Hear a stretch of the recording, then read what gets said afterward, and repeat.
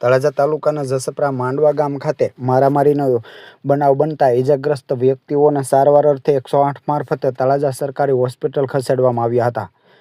આ બનાવની જાણવા મળતી માહિતી મુજબ ભાવનગર જિલ્લાના તળાજા તાલુકાના અને અલંગ પોલીસ મથક નીચે આવતા માંડવા ગામ ખાતે કોઈપણ કારણોસર મારામારીનો બનાવ બન્યો હતો, જેમાં ઇજાગ્રસ્તોને 108 મારફતે તળાજા સરકારી હોસ્પિટલ ખસેડવામાં આવ્યા હતા।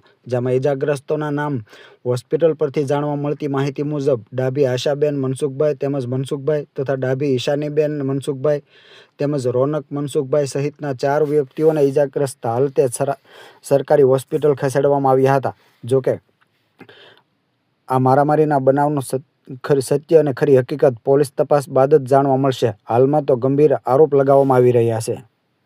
તમારું નામ? મારું નામ મનસુખભાઈ ભલ્લાભાઈ ડાયબી માંડવા। શું બનાવ બન્યો?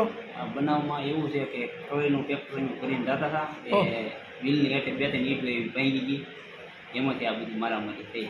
એ ભાઈ ટ્રેક્ટર નીકળવા નહોતા જતા, વૈશ્રમભાઈ ના ભાઈ વેલો પછી મારા વહુને એને પકડીને દહેડા બજારમાં, અને વૈશ્રમભાઈએ મને વાહનથી ધોકાને કાકડી ખંભા ઉપર ને 2 હાથમાં, અને મારા છોકરાને ઓલી છોડીને નાની છોડીને ઈંટ મારી દીધી વાહમાં, શિવભાઈ છોકરાએ અલ્પેશભાઈ।